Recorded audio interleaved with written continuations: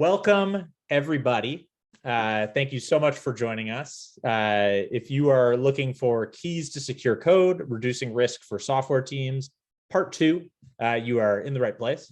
If you're tuning in for keys to secure code, you're in the right place. For those that weren't able to join us, if you haven't checked out part 1 yet, that video actually went live earlier today. We'll drop the link, Rye, if you wouldn't mind dropping the link in the chat. You definitely do not need to have gone to the other session first. You can definitely check out this content and then view that content later. So be sure to check that out if you haven't already, or review it.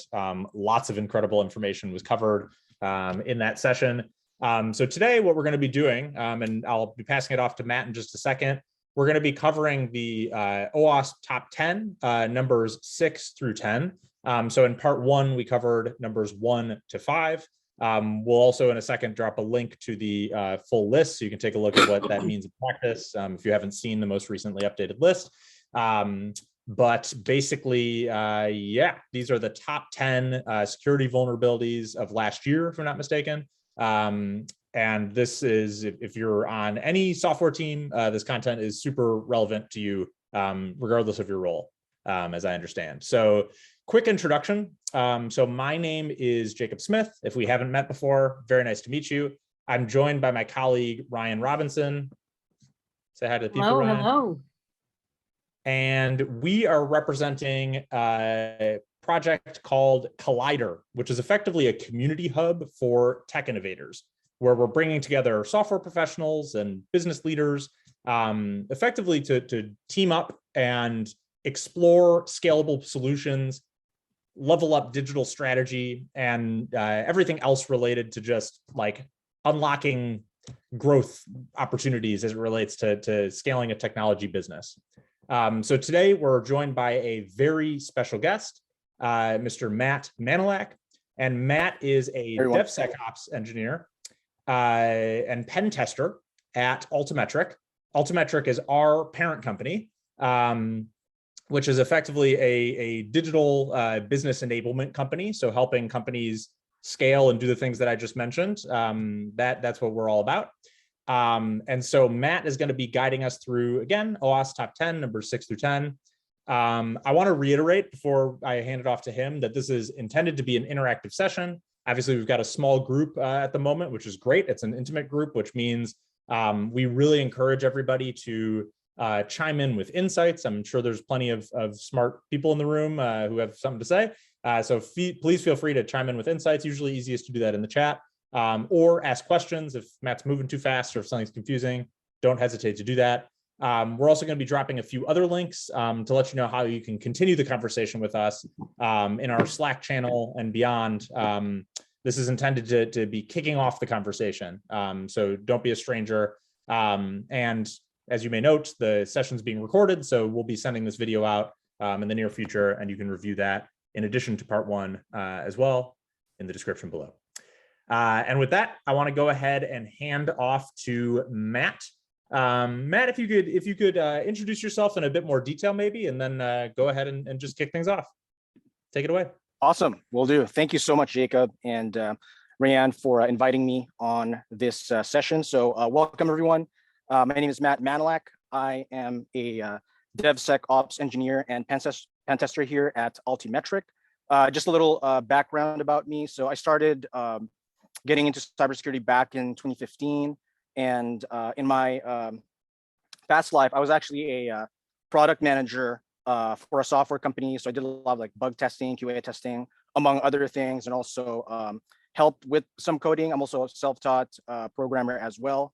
I am CompTIA PenTest Plus certified, and I've tested over hundreds of applications. And yeah, so I'm actually really happy to be doing this talk, and also representing an awesome company as well. So yeah, looking forward to that. And welcome today. So this is going to be the Altimetrik OWASP training part 2, and like Jacob said earlier, we're going to be covering the OWASP top 10 vulnerabilities from last year.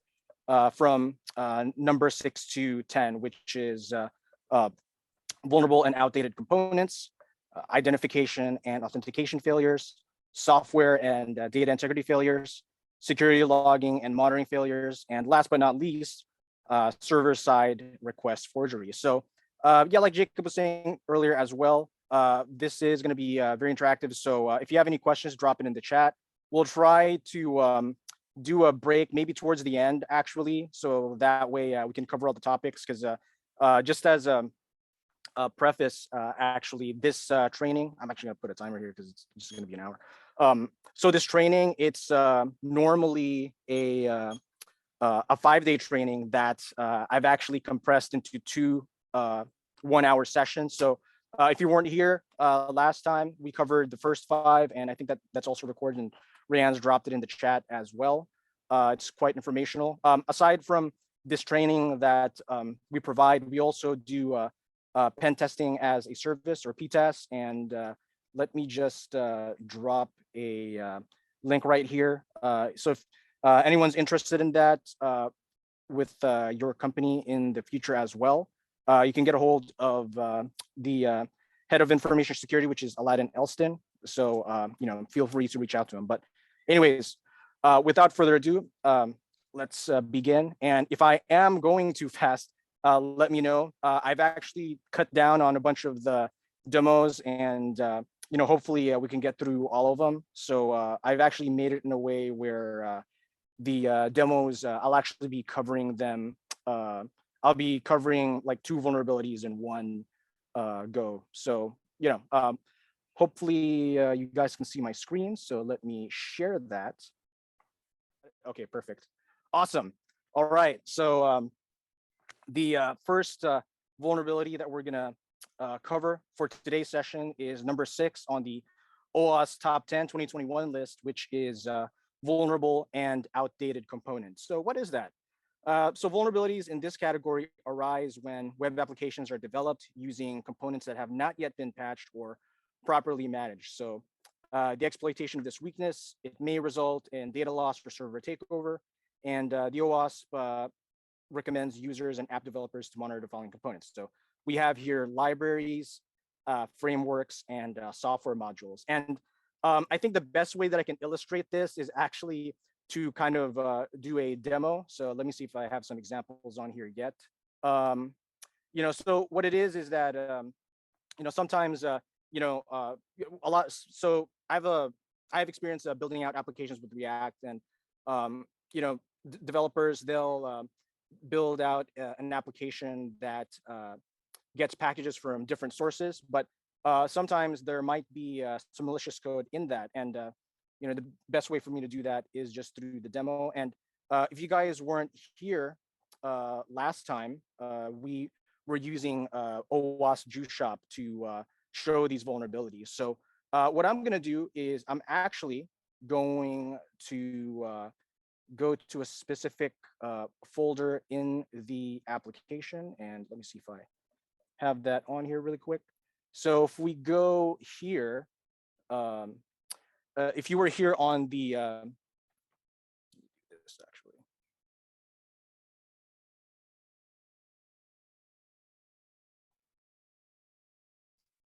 All right, I think this is going to be a better format. So if you were here on the last session, I had actually ran the burp suite scanner, and what it did was it crawled the Juice Shop application and found different directories from that. And I actually just spun up a new instance of this, so you may not see it, but one of the directories that it found was an FTP folder. So as you can see here, during our enumeration phase, there was an exposed directory, which was the FTP folder. And if we look at that, it seemed to have a package JSON file. But if we try to download this file, unfortunately, it's going to give us an error. And let me just make sure. Okay, there we go. So as you can see here, it's telling us that only Markdown and PDF files are allowed. But the way we're going to bypass that, maybe as someone who's testing the security for this, is maybe change the file extension that we can download. So I'll type in, that disappeared. I'll see if I can maybe just attach like some other extension on there and see if we can download that. But for some reason, it's still blocking us from that. So what we're going to do is, this is actually, it used to be a very common vulnerability. Not a lot of applications have this anymore, but we're going to try to attempt something called a poison null byte attack. So what it is I'm actually going to try to trick the application into thinking that I'm downloading a different file extension by messing with the logic. So what I'm going to do is in front of that, and let me just, I have all this prepared here. Give me one sec. Let's make sure that, all right, we cover all that. So if I try to add this URL encoded character, so this is a null character, it may allow us to download this, but we'll see. So, okay, we're still getting a bad request. In order for us to bypass this, a lot of times we can do something called double encoding. So aside from this null character that we're encoding, we need to encode the actual percent character. And to do that, I'm just going to add a 25.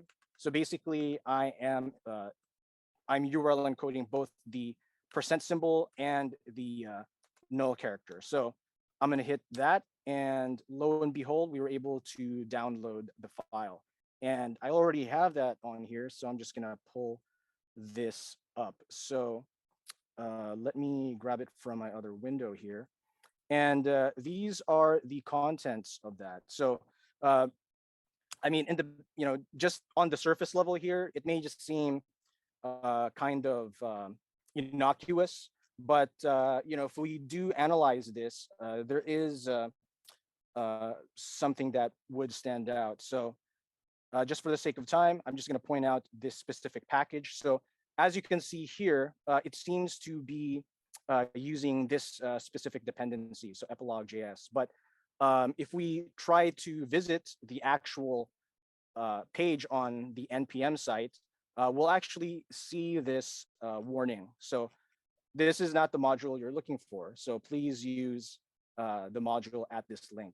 So what happened is the developer was downloading a different repository, a different module, but the issue is that, and I'll get to that in a moment, is that because it's not the correct one, it could be a package that an attacker crafted specifically to execute at the on the server side of the application. So the actual package that is supposed to be on this application is this one. So this is the correct one. And just to kind of illustrate, so this is called this is an attack called typo squatting. And what it is an attacker will try to create a malicious package that it has a similar name as the type of package that someone would download, but actually has malicious code in that. So this is just a this is kind of like an educational tool to kind of warn people to do that. And just to a real world scenario of how this can happen is when an application becomes public. So what will happen is the package file will have modules and dependencies that are only available internally. And if an attacker can download the package file, they'll look through to see if there's any packages that don't have any modules that are available online. What they'll do is they'll look at the name and they'll create a they'll actually create that and insert code in it, like malicious code, so that the next time the application gets pushed, it'll actually download that package and have the malicious file. So that's kind of like one thing I wanted to reiterate on this. And there are tools for this in order to make sure that the repository, to make sure that the packages that and modules that you're installing are up to date and don't have any vulnerabilities. So I'm just going to drop this in the chat actually. So Retire.js, it's a fantastic tool. The great thing about it is that there is a plugin on Burp Suite. So if you have the pro version, what you can do is if you go to Extender here and the App Store, it's actually in there. And what it'll do is it'll scan your application. And during the scan, I'm not going to do it on this one. So here's an example. It already did get it. Perfect. So it'll find any vulnerable versions, let's say any vulnerable libraries on here. So detected a vulnerable jQuery library. So if you have anything that's out of date and has any bugs or any issues, it'll pop up on your dashboard. So that's a great tool. And by the way, so this one, it's also the demo that I just showed, it's also related to another vulnerability on the OWASP top 10, which is, I'll just mention this briefly. It also goes with software and data integrity failures as well. So if you look at the description of that on the OWASP website, it is quite similar. However, I'll talk about some of the differences once we get to that section. But anyway, so just to recap, on the left here, this is the vulnerable dependency, and on the right is the correct one. And as you can see, the application was downloading malicious code from this dependency. So anyways, moving on to the remediation portion. So remediation, remove unused dependencies, components, files, and docs. Just like what I'd shown earlier, there was a vulnerable directory on the application that was found through very, how would I say, very simple means, just by directory brute forcing. If you were on the last call, you can also review on the last on the video previously. Subscribe to security bulletins related to components that you use. I personally use Twitter, Discord, and Slack. So I just get updates from the developers themselves. Sometimes they'll have like their own rooms, or sometimes Reddit. Funny enough, I actually I go on there all the time because there's other security researchers who share some of their findings. So that's kind of like the best way to stay up to date.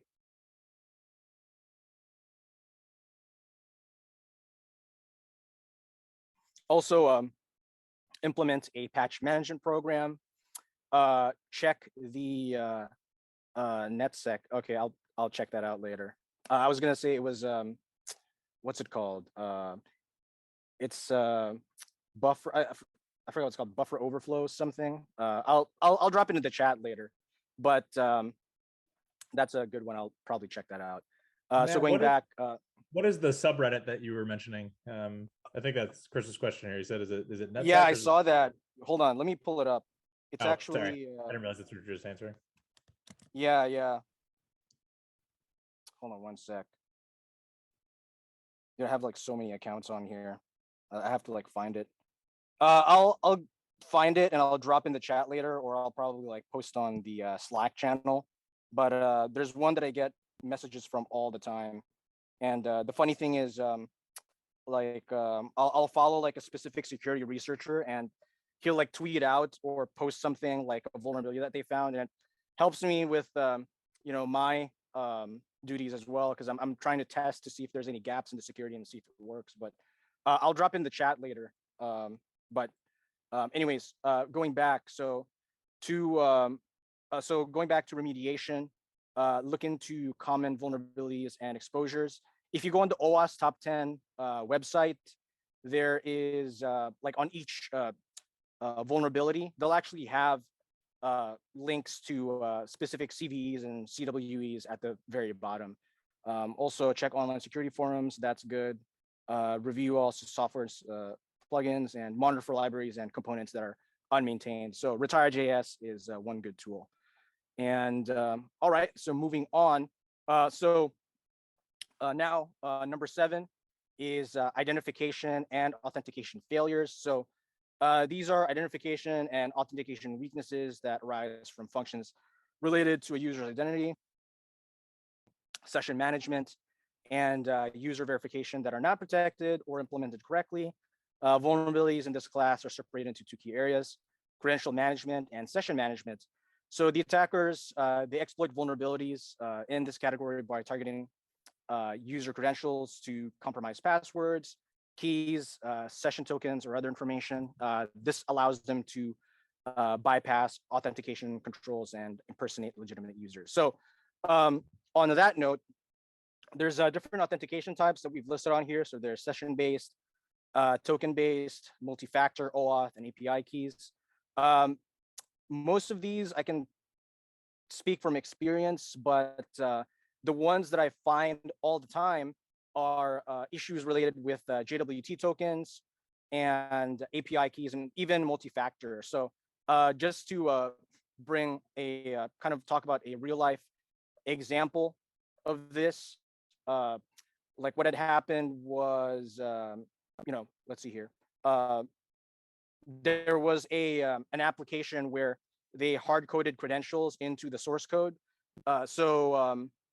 Yeah, that's one of, so just to list off also the some of the attacks for those for this type of vulnerability. So before I get into that, there's credential stuffing or spraying, brute forcing, session hijacking, which I'm going to demonstrate again in a little bit, and hard-coded credentials. So what I found a lot is that sometimes developers, they'll leave credentials in the source code that they're not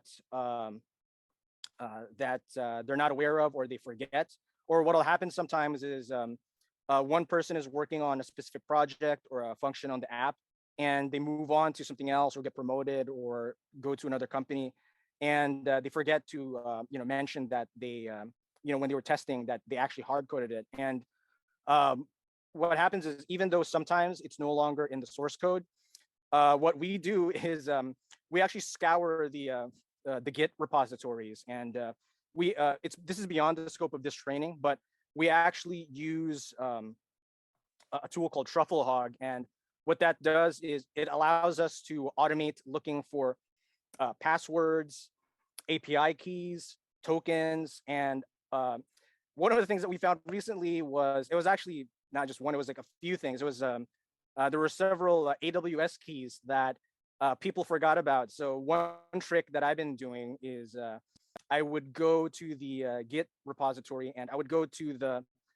oldest, like probably one of the first repositories that were pushed out on that repo. And what I'll do is I'll run the tool, and I'll find an admin credential on there, because in the beginning they were just like testing and they probably forgot about it. And I'll pull the link up later, but I believe there was a study that they found where the average lifespan of an AWS key was like 10 years. So we were finding like keys and tokens and passwords that people didn't even know about. Like they weren't even aware that these things were in the repository. So I was just able to we were able to find that. So it's quite interesting. But yeah, this vulnerability, it's pretty broad. I mean, it does also relate to issues like with JWT tokens, especially. There's if you Google it, there's a lot of different attack types for it, like the none type algorithm, which is just that's something, it's not very common anymore. But what it is you would just download and I'll demo this in a bit also. Once you are able to obtain someone's JWT token, if you can actually change the algorithm in the header of the JWT token, you can actually change how the server interprets that. And if they have that type of algorithm enabled, you could actually bypass things, and you can actually bypass authentication and even make yourself admin without having without having a secret key signing the signature of the JWT. So I will get more into that in a little bit, but yeah. So moving on, I think here we go. Let's see. Actually, I'll just go to the demo because I want to be I want to make sure that I fit everything on this session. So I'll just get to that right now. So what I'm going to do is, let me see here. So this is going to cover 2 vulnerabilities actually. So it's going to cover the one we're on, identification and authentication failures, as well as security logging and monitoring failure. So when I get to that portion, I'll kind of link it back to this, but for the sake of time. So what I'm going to do is I'm just going to pull up Burp Suite here. And as you can see, we were able to accomplish certain challenges. We got a notification. So for those of you who are just joining Burp Suite, it's similar to it's actually gamified learning. So it teaches security researchers and developers web security using this purposely vulnerable application, which is DoShop. And I'll drop a link to that in a bit. But it's a really good tool that we're using to test for vulnerabilities and also to test new tools as well. So, okay, let me get to that first. So what I'm going to do is I am going to just put this side by side. And what we'll do is I'm going to sign in as someone, and I'm going to sign in as Jim. And if you weren't here in the last call, we actually got his password, I believe, through a exposed Git repo, a Git information leak. So I'm just going to grab his password from there and enter that. But what I'm going to do is I'm actually going to turn on the intercept feature. So Burp Suite, one of the best tools that it has is the ability to intercept web requests. So when I actually try to log in, it'll actually prevent the page from moving forward, and instead it's actually just gonna capture the request. So what I'm gonna do is I'm gonna send this to another feature on Burp, which is the repeater. So the repeater, and I'm gonna put this on full screen. The repeater, it actually allows us to craft payloads on specific requests, and before this gets sent to the server, and in fact, maybe I'll just, as an example, I'll send this request through. So I'm going to hit send. And if we check the response, it gives us an authentication token. Great. And as well as some other information. Perfect. But what we're going to do on this specific demo is I'm actually going to attempt to take over the admin's accounts by causing an error and forcing the admin to check the dashboard, which will allow me to capture his credentials.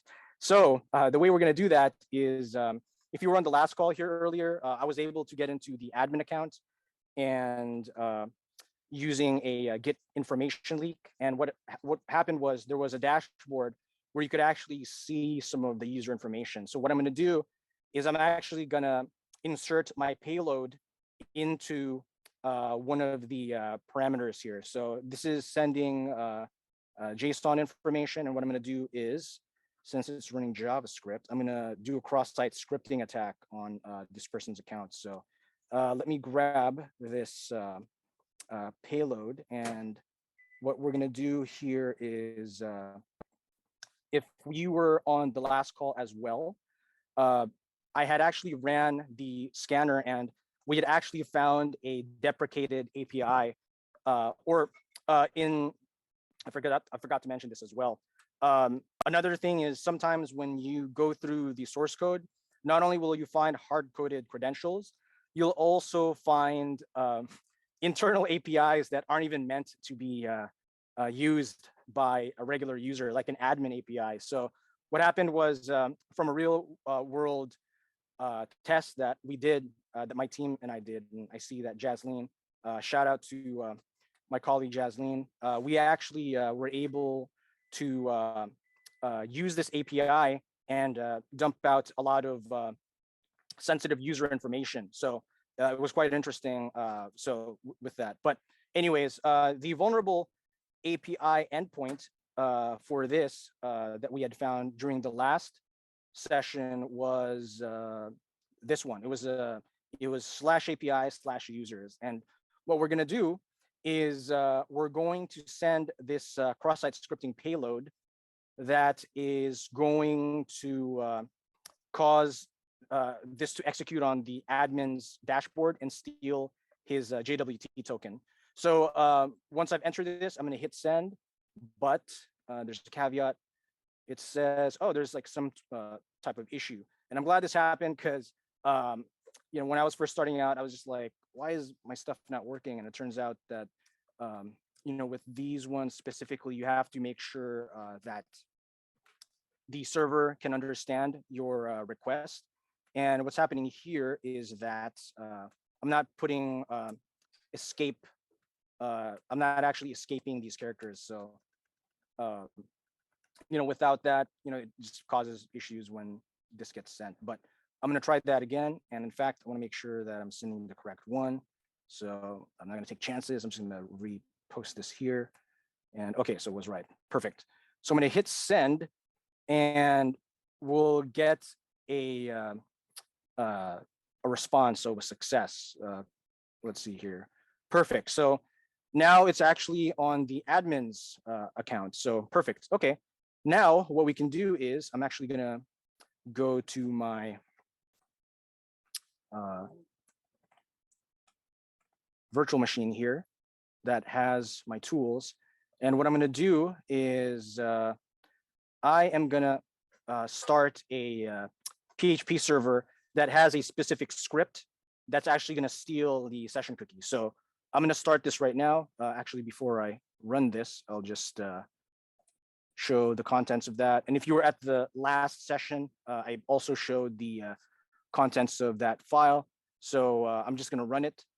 And what's going to happen is we're going to listen in to when somebody executes that that script. So we'll do it right now.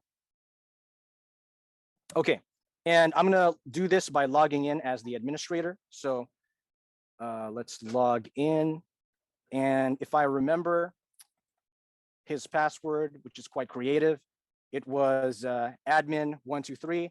And by the way, this is also kind of important to reiterate as well, to make sure that when you set up a server or any new accounts, to always change the default password, because I believe I'll get to that in the final vulnerability that we're going to discuss, server-side request forgery. But a lot of people, they think that the internal network isn't vulnerable, and sometimes people can get in and they'll just use the default passwords and get into all the accounts, which is sort of what happened when we were doing one of our tests in the past. So anyways, I'm going to log in as the admin here. And okay, so perfect. I got into the admin account. So I just restarted this instance, by the way. So it's like all brand new. And I'm going to sign in as that. In fact, I think it was this one. All right. So now that I'm the admin, I'm going to sign into the dashboard. And let's see. I don't know if it froze. Okay, it's just loading quite slowly. Oh, there we go. So if you see here on the right side, we were actually able to intercept the admin's session cookies. And the way we verify that is we're going to go to this other page. And as you can see, it triggered again. If you notice here, when we click on this, it'll have the user's information, email that'll pop up on this admin's dashboard. But in this instance, as you can see, our cross-site scripting payload executed on this account through the vulnerable API that we found. And quick shout out, there's a tool that we are using as well for that. It's beyond the scope of this talk, but it's called Kite Runner. So if you have time, look into that. It's a really awesome tool to find vulnerable APIs on your application, or sometimes deprecated APIs that you're not even aware of. So yeah, so as you can see, and then we'll verify this. So where is that? Hold on one sec. Trying to get this here. Okay, here it is. Perfect. So if I grab that, I'll just copy this. And if we go to let me just turn this off here. If we go to our old jwt.io, we'll actually be able to verify the contents of this token. So I'm gonna delete that and paste this.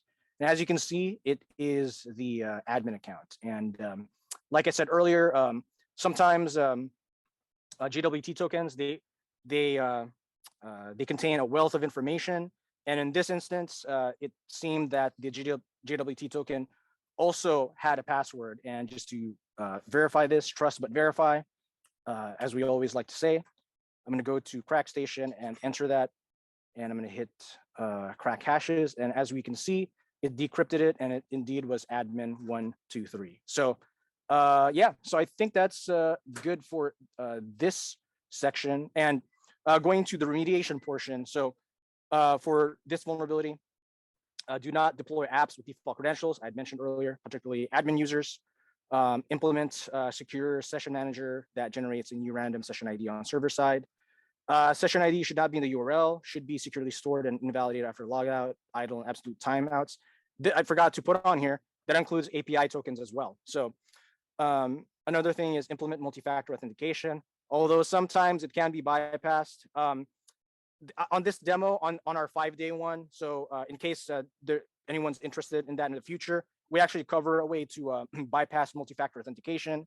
It's not as secure as some people might think, but it's still, it'll still buy you time as well. And make sure that, it depends on the skill level of the attacker. Sometimes they can bypass that, but there's different ways. And if you were here also in the last session, we talked about how to make sure that when you encrypt your passwords in the database, to always add salts to prevent the attacker from guessing the password hash from a word list. So, and from other online cracking tools like CrackStation that we just used. All right, implement password check and rotation policy in the server side.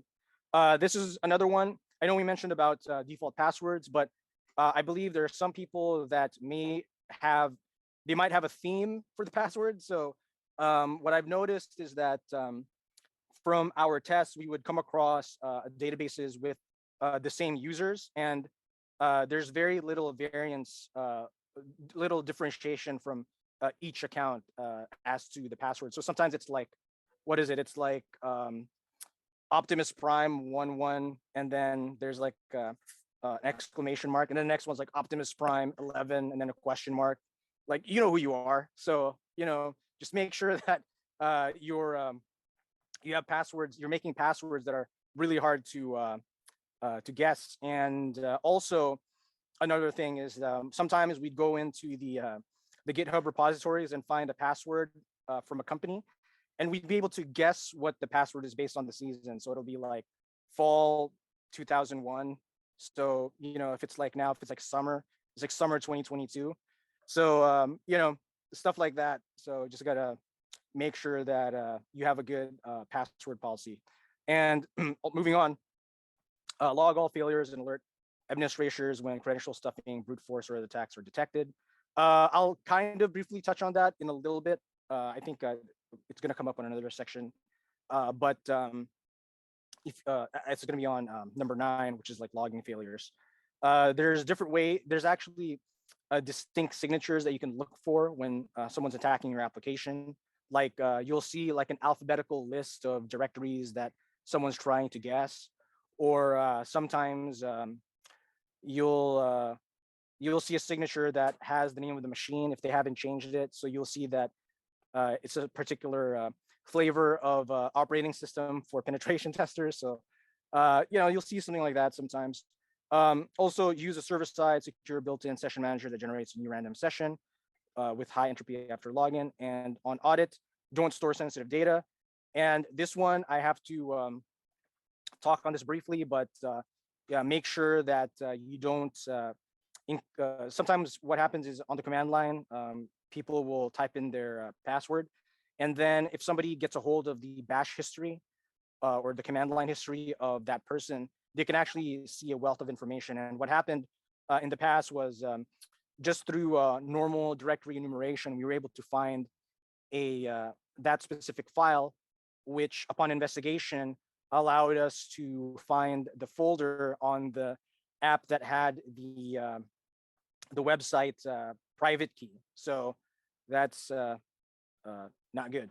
But yeah, so just keep that in mind when you're implementing these things on your applications. So anyways, moving on. So number 8, we have software and data integrity failure. So this class of vulnerabilities relates to code infrastructure that does not protect against integrity violations, applications that rely on libraries, plugins, and modules from untrusted source repositories and CDNs, insecure CI/CD pipelines. This is a big one. Can potentially introduce malicious code or the ability for unauthorized access and system compromise. So this is what I was talking about earlier. This relates to the first demo I did today, where I was showing typo squatting, where the attacker downloaded the package, the package JSON file, and they were able to see names of modules that may not yet exist. So they'll create these modules on the NPM site, and it'll have malicious code. And when the application has another update, it'll actually download that malicious code. So yeah, attackers, they can also auto update functionalities to manipulate applications to download updates without integrity verification. So I had mentioned this earlier. The difference between this one and number 6 is that this also includes insecure deserialization. So that's where the data integrity failures come in as well. So I'll just move to the next slide here. And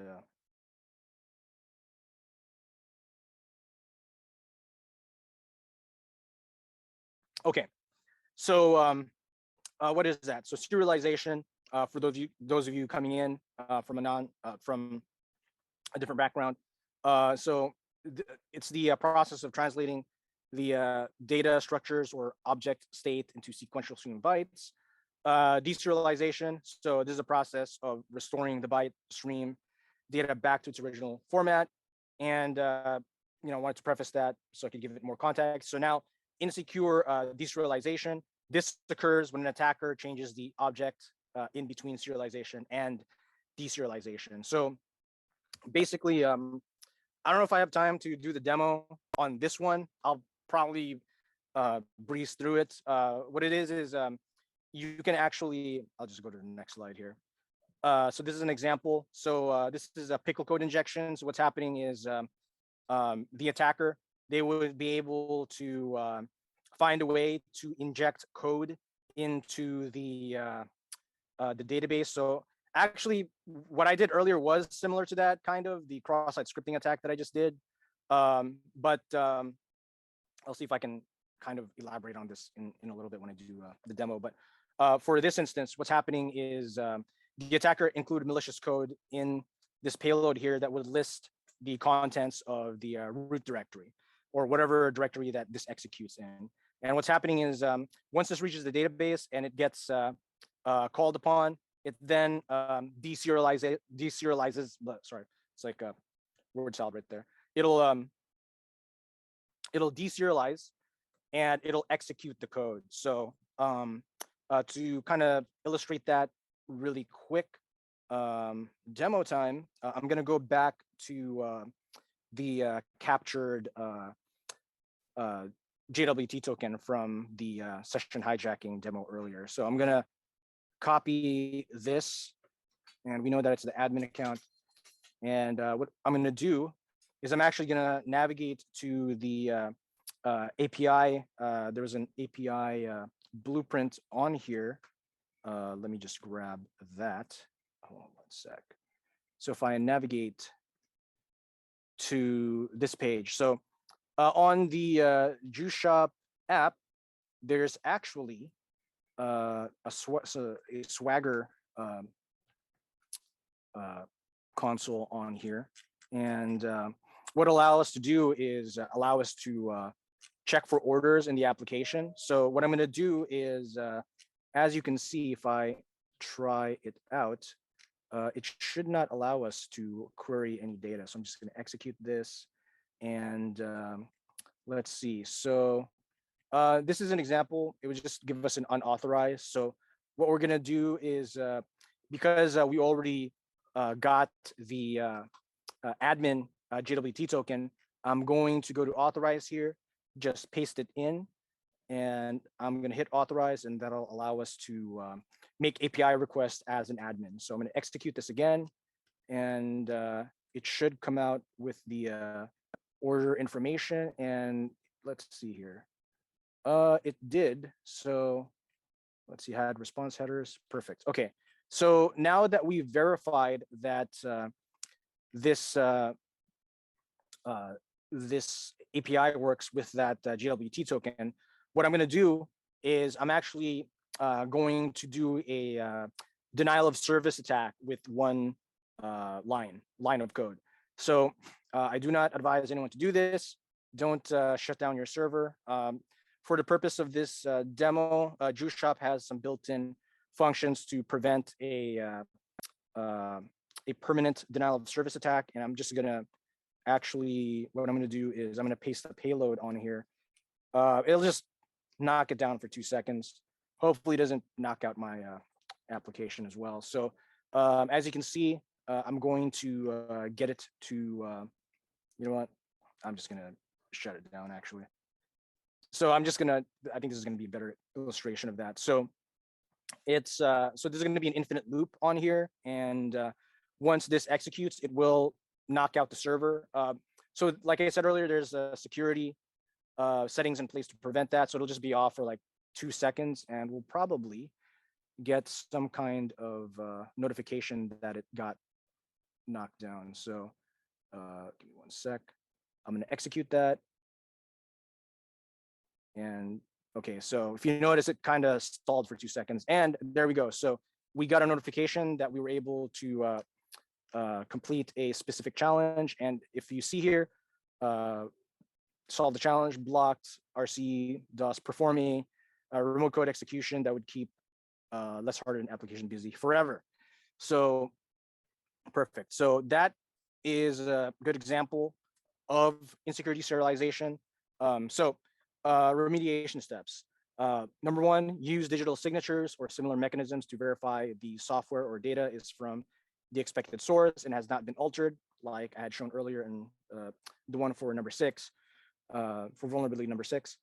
Make sure the data has not been tampered with by implementing digital signatures to check its integrity before deserializing from an untrusted source. Ensure that there is a review process for code and configuration changes to minimize the chance the code or configuration can be introduced into your software pipeline. I forgot to mention, like, checksums, always do that before you install anything. Use libraries or dependencies such as NPM or Maven from trusted repositories, and make sure that the unencrypted data is not sent to untrusted clients without some form of integrity check, like I mentioned earlier. Also, I forgot to mention this too. Use a software supply chain security tool like OWASP dependency check. So if you go to the OWASP website, I believe it's the free tool, open source tool that they have that you can use to check for any such issue. And last but not least, make sure the CI/CD pipeline has proper segregation, configuration, and access control to ensure the integrity of the code flowing through the build and deploy processes. So that's our recommendations. All right, so next, how am I doing on time, by the way? Am I good? Almost. Am I getting over the 1 hour mark? Or I think we're good. Perfect. Okay. So the next vulnerability that we're going to discuss, it's not much like a vulnerability. It's more like the ability for you to log and check to see, if it's just the ability to monitor certain malicious actions on your application on the blue. That's kind of like more blue team, like defensive side. So what is that? So OWASP number 9, security logging and monitoring failure. So logging and monitoring can help security teams avoid risk and respond to incidents quickly. So yeah, detecting and responding to breaches, it's crucial, and it's very beneficial for accountability, visibility, incident alerting, and forensics. So I think it's probably more than this, but I know we put on here that it takes 200 days, an average of 200 days to detect a cyber attack, but that's a super long amount of time. for the attacker to access a lot of stuff, servers, databases, confidential information, and it gives them more than enough time to create backdoors to get back into the application. So I think it's crucial as well, not just being able to perform these tests to check for vulnerabilities on your application, but also in real time being able to detect that. So the log types. There's the auditable event logs, such as logins, failed logins, and high value transactions. Like I'd mentioned earlier, like there's a specific there's a specific attack pattern that you can see from from a malicious actor that can kind of identify what they're doing. Something that wasn't mentioned here, like the use of honeypots or honey tokens. So sometimes what you can do is in your repository, you can purposely have a token that is that you can use to kind of detect when somebody uses it. And also, in the case of a honeypot, you can actually test and see what these what type of actions that the attacker would take. So there's that. Suspicious activity logs of applications and APIs, remote log storage, appropriate alerting thresholds and response escalation processes. And last but not least, using scans with DAS tools and real-time attacks triggered alert logs. So there's a lot of options out there. We normally talk about that on the 5-day training if we have more time, but I see that I'm going a little bit over time on this session. But yeah, just to show you really quick where you can find that. If you download the Juice Shop application, you can actually find the logs here. That's at support / what was it, logs, I think. Yeah, right there. So if you go there, I'm not going to open this here on this session, but if you look into these files, it'll actually show like the IP where the attacks are coming from, and also like some of the requests that they're doing, and allow you to if you do one of the directory enumeration techniques that I showed in the last session, and you look at the support logs, you can actually see like what I'm talking about, where there's a specific pattern that an attacker would do to try to like enumerate on your application. So anyways, check that out when you have time. And last but not least, we're going to talk about number 10, which is server-side request forgery. Okay, so server-side request forgery, it stands for SSRF. It stands for server-side request forgery, and it's a web security vulnerability that allows an attacker to cause the server-side application to make HTTP requests to a domain of their choosing. So attackers send malicious requests by manipulating user-controllable data in a target URL to view resources on the server, bypass IP whitelist, and interact with APIs, and also bypass firewalls. And sometimes they'll get into the VPN of your network. So just to summarize this specific vulnerability, basically, it allows an attacker to have access to local files on your application through the web interface, and sometimes they'll have access to the internal network. So it's kind of hard to describe. We have a couple demos for that. One I'm going to show is actually I'm going to do an SSRF on a cloud instance. The other one, the local one, I don't think I have time to like show that, but just to kind of like summarize, sometimes you'll find, depending on what you see on the not just traffic, but on the dev console, you can kind of you can find out that the specific function on the application is communicating with an internal file locally, and you can craft a payload to actually access that specific file on the local host. So that's kind of like the best way to describe that in terms of an attacker gaining access to local files. But the demo I'm going to show for this last vulnerability is how to perform an SSRF on a cloud instance. So one of the tools that there's a really good learning tool out there for cloud security. It's called flaws.cloud. And what I'm going to do is let me just go to that really quick. So if you check this out here, it's kind of like a CTF challenge to teach cloud security, and also to help avoid common pitfalls with that. And what I'm going to do is I'll just do this really quick on the screen, and I'll get back to the slide before I show that. But in fact, let me post some links to better illustrate this and provide context. So if you check this out, shoot, there's like 3 of these. Anyways, these are actually, these talk about specific metadata instances in a cloud EC2 instance. So for those of you who are not familiar, it's kind of like if you use Linode or DigitalOcean, they're like a virtual private server. So what we're going to do is I'm going to navigate to that instance first, and just to show you what it is. So if I go here, whoops, give me one sec. If I go here, we'll actually be met with a request to enter a username and password, and I don't know, Morty password. So, okay, it's not allowing us access. So 4.1 authorization required.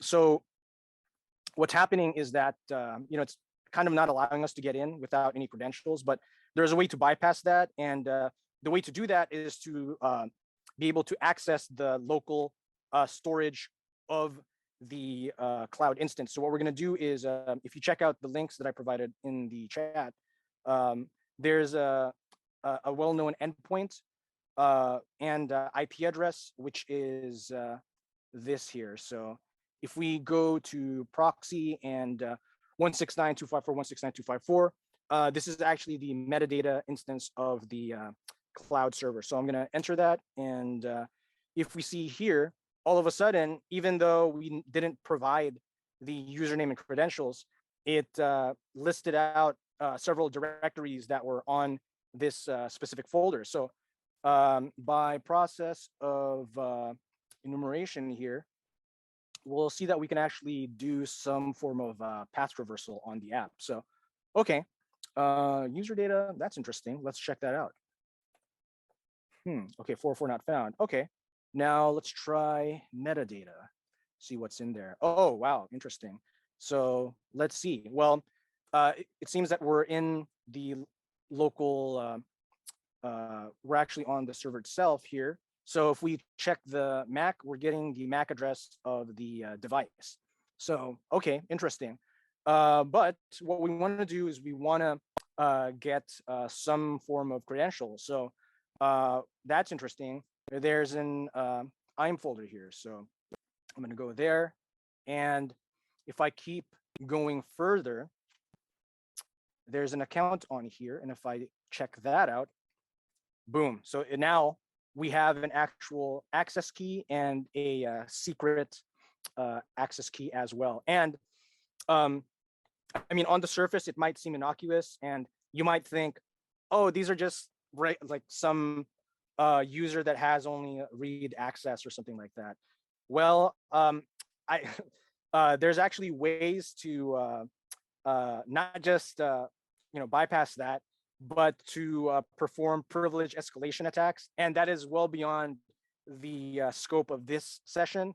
But we use specific tools where, even though we have access to a user that has less permissions, depending on how it's configured on the account, we can actually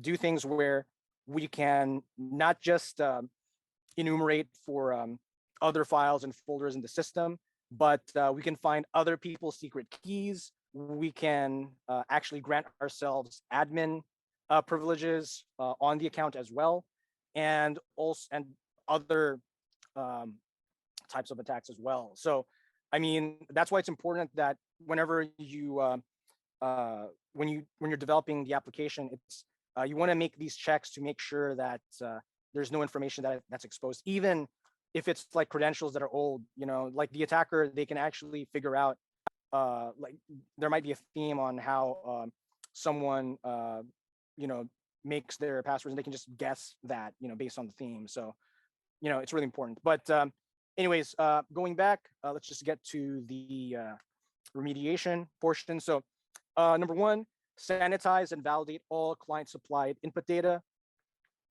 Enforce the URL schema, port and destination with a positive allow list. Do not send raw clear text responses to clients. That's that's very important as well, and making sure that like going back to one of the previous sections that we covered, making sure that there's not sensitive information even in the JWT tokens. Like I don't understand why you would need to have someone's password in the payload. Disable HTTP redirections. That's important because what this will do, I've actually found this in one of the applications that I tested, but I was using Burp, and I was trying to access like a specific like page, and the redirect, it actually there was some kind of there was actually some kind of path traversal vulnerability that it had, and it allowed me to access the file locally on the system through that. So that's an important thing. And beware of the URL consistency to avoid attacks such as DNS rebinding and time of check or time of use and race conditions. So anyways, I think that covers the training for today. And I just want to open up the floor to anyone if there's still enough time, if you have any questions so far.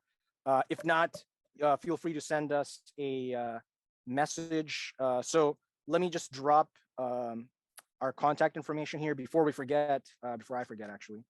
And once again, if you are interested in this training, I know it's kind of, I kind of went over a lot of information rather quickly. And like I said, this is a 5-day training that I've condensed into 2 sessions. So there was actually a lot of info that we weren't able to cover. So if you have any questions, send out a message to our head of security, Aladdin Elston. That's email on the chat right there. So feel free to reach out, myself as well. And let me drop my email there. So if you have any interest in that type of training, also, like I said, we do PTAS, penetration testing as a service as well. That's a platform that we have, and thank you. Yeah, so if you're interested in that as well, myself, Jasleen, Aladdin, and the rest of our team will, we're very well versed in different areas. So we'll make sure to cover everything from web, API, cloud, and network security, and mobile pen testing as well. So just let us know, but just send us a message, and feel free to reach out to us anytime. So thanks everyone. Thanks Jacob and Rianne. Yeah, thanks for inviting me to this talk. I appreciate it. Awesome. Thank you, Matt. Thank you, everybody.